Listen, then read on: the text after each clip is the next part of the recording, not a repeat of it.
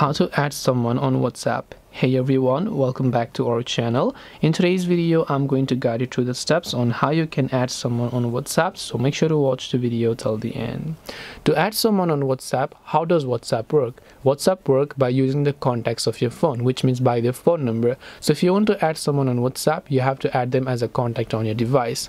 Open up the WhatsApp application, tap on the little chat or the DMs icon from the bottom right. Now here you'll find the option to basically create a new contact if you haven't done so. Now in my case, this is just a linked device, that's why I'm not showing all the options, but you'll find the option called new contact there. Once you add them to your contact, you can simply go ahead and select a particular person that you would like to talk to, and once done, you should be able to go ahead and then start talking to them. So what, as I said, is that you need to have their phone number and you need to make sure that they also have WhatsApp, by the way.